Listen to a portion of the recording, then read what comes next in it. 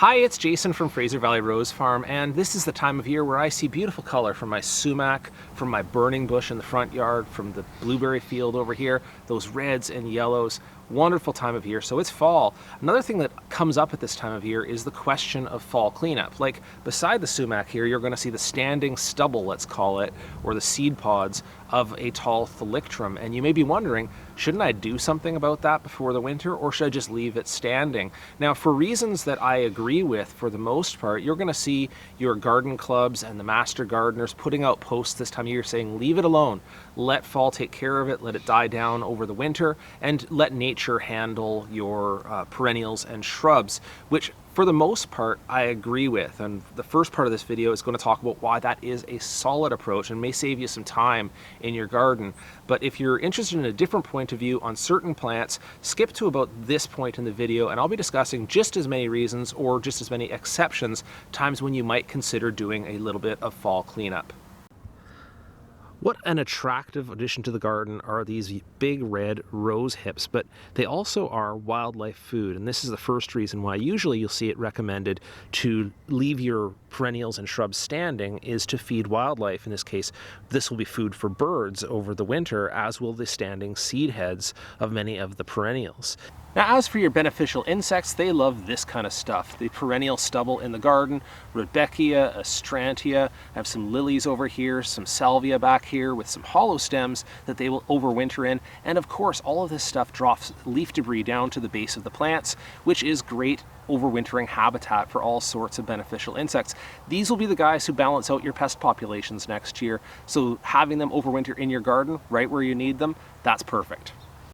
Reason number two to slack on the cleanup is that this natural mulch of leaves and debris that fall down across the base of your plants actually can serve as a little bit of an insulation layer, moderating the soil temperature and moisture over the winter season.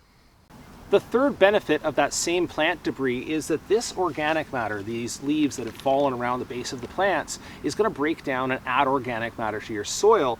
So this bin here, this is for my weeds, not for my leaf debris.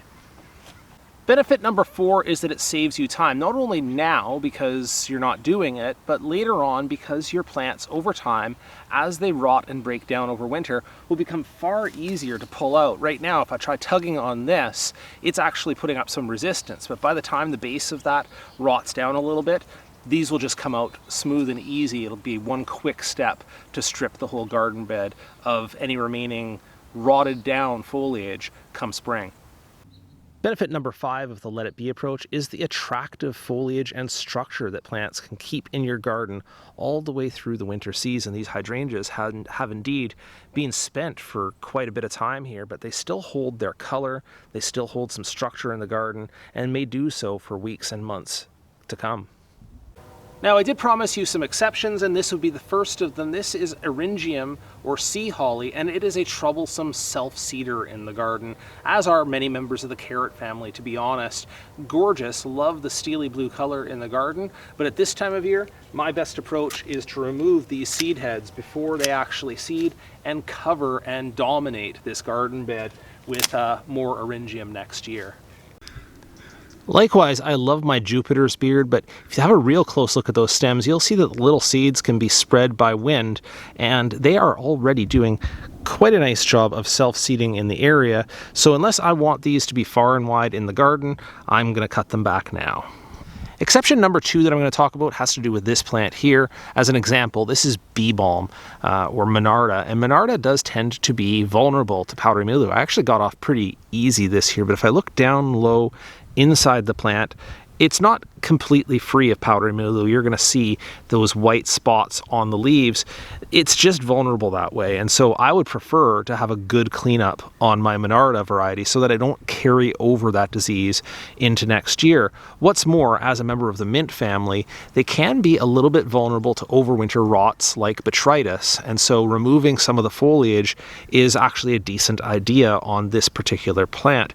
You're also going to hear me, because I'm a rose channel, in the next few months episodes talking about how I'm going to do a winter cleanup of the foliage that's dropped off your roses and stripping the leaves for the same reason, because roses just tend to be a little more vulnerable to those diseases that can carry over from year to year. So stripping down the foliage or getting rid of the leaf debris is not a bad idea on those varieties. Well, I don't have a veggie garden to show you. I'm so tied up with the nursery business these days that we haven't grown a veggie garden this year. But for the same reasons I mentioned with the Monarda and the roses, more or less, veggie gardens are well recommended to be stripped down and cleaned out over the fall season. The idea being that some of the more persistent diseases that can happen in a veggie garden, you want to clean that away and reduce the risk of carrying on those diseases to the crops next year. So if you have, say, powdery mildew on your squash crops, you don't want to leave the debris in there to carry over to the next squash crop next year. You don't want those spores going down into the soil and being left there on things like the blights of tomatoes and so on. So at this point, it's better to just clean it out, rotate, and move on. Exception number 3 I want to talk about has to do with preserving the structure of your shrubs over the winter. And I'm going to use this rose as an example because it's putting up fresh, lush growth at this time of year, which may actually get so long that if there's a snow load or extra winds over winter, that this will break off anyway. Now, I'm going to address that in about a month, month and a half after we've had a little bit of cold and the plant has calmed down on its growth. But addressing your shrubs now for structural reasons so they don't suffer damage over the winter is not a bad idea. Let me show you another example. Hydrangea paniculata, or the PG varieties, are a classic shrub where fall is really the time to bring them back into shape. It blooms on new wood, so you see these flushes that came through the season, new flower, and then even newer flower. So it's awkward to try to address them during the season because you'll lose flowering, but if you wait until the very end, they also happen to be a shrub that wants to grow a bit large for the space. So you wait until the end of the season, then you can take them down to an attractive size and shape, and even use the wood you take off of it for hardwood cuttings over the winter. Also on trees and shrubs, it's never really a bad time to remove dead, damaged, or badly diseased branches, but it's a particularly good time before winter because the wind and weather and conditions may bring these branches down anyway in a less controlled fashion. So that's what I'm doing here, is just removing dead branches. The fourth and final exception I want to talk about today has to do with your style or formality of garden. I want to use this garden as an example. This is my winter garden. You can see by the colorful bark of the Acer griseum behind me, I've collected plants here that show off in the winter, things like beautyberry and some of the colorful bark willows and dogwoods. And so I really do want to show off this garden over the winter, and of course a little bit of formality helps in that regard. So letting the perennials grow out and have seed heads and letting the leaves fall and making it look less formal kind of goes against the style of the garden. So in this case, and the one exception I'll have in my garden, is I am going to do a pruning and cleanup and even a bit of shaping over here going into the winter season so that it presents the way that I want it to. All right, I hope you found that to be a useful discussion on fall and winter cleanup. Why the general advice is fairly good. Leave it alone until spring, you'll make your life easier. But there may be some times when the exceptions take hold and you want to take a more active hand in pruning or cleanup during this fall and winter season. If you have any questions, please drop those down into the questions below the video. I'll see what I can do to help.